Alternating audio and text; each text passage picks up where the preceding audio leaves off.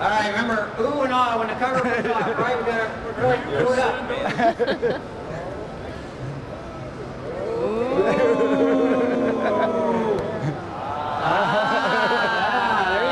There you go. There you go. Look at that creation, huh?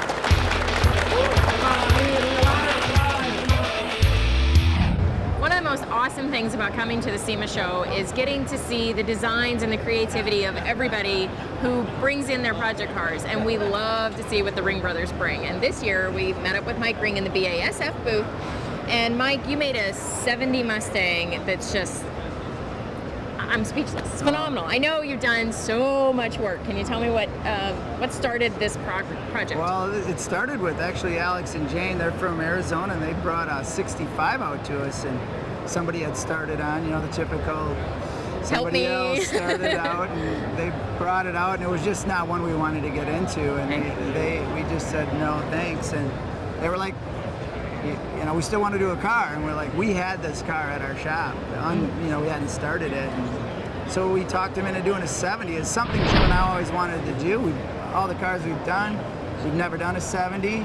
It seems like the year of the 69 70 at SEMA, but we've been working on it about 2 years. We're excited to do it for them, and it started out, like you know, they morph into a little bit more than we or they anticipated, but we're pretty happy with the result. The motors, we've been on the Roush train for a while. We've got a Roush 427 also in this, and again, it's just what we know, and fitment, how they run, you know, if they're going to be there when it's all said and done. You know, we really put a lot of faith in that, and it's got a Tremec, a 5-speed in it, and a Detroit speed quadrolink with true track, and how about brakes?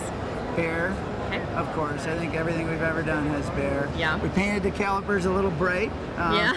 Some people like, some not, but leave it to us to kind of push that part of it a little bit. So now we all got to know what changed on the car, which is everything. But what'd you do to the panels?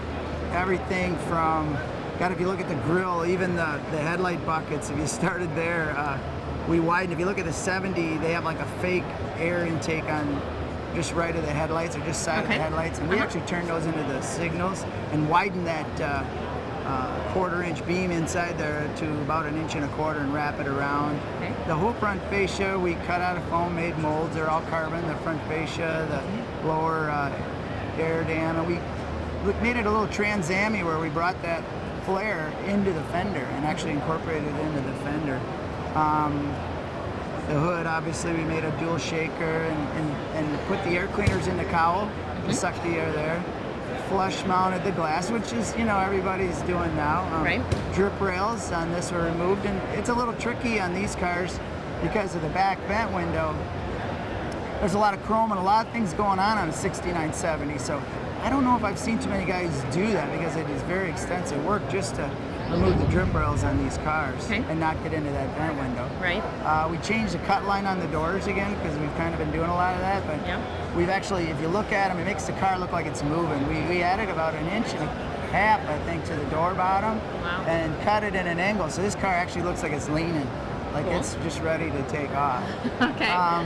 We've always felt fastbacks kind of, the side profile, maybe the backs are a little low. A lot of people want to chop them because they really don't like how they sit. The windshield looks high, but we actually added a blister on the roof and put a brake light in the back just for a side profile look to square up the car from the sides. The trunk is all carbon. All the end caps we made, we always felt the 69 70s looked like they were backed into a wall. Everything was like flat and shoved up. So we extended and moved it back, and it kind of gives it that look of motion again, where the car's wanting to lean forward. Ready to run. And the whole back end of the car is like a puzzle machine work. Yeah, we noticed that. Stacked on top of each other. The bumpers are all carbon. The belly pans, if you look at it underneath, those are carbon. Even some pieces in the wheelhouse. Cool. Now, we know you guys are really cool on your interior and a lot of little widgets and gadgets and things. What did you guys do to the inside?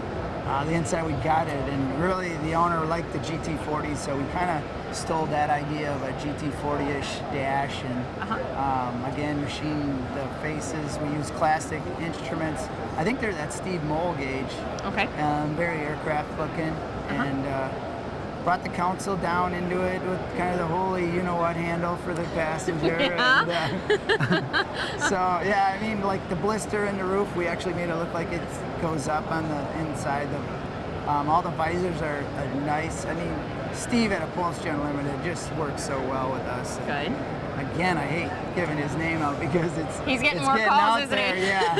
But well deserved. Good. Well deserved. And how about the actual bodywork? I know you use BASF paints. Oh, absolutely. What colors did you use?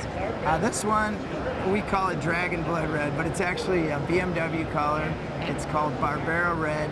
Alex actually works for a BMW dealer, and I think it worked good with the gray. And the car flops a lot. Yep. And to me, the best time to see this car is at night, toward night. Cool. I think it comes alive then.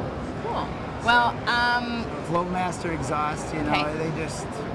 they've been with us. We've been using them for a long time, and it's really the sound is what we like. and it's still full of royal purple, right? Oh, absolutely, royal purple.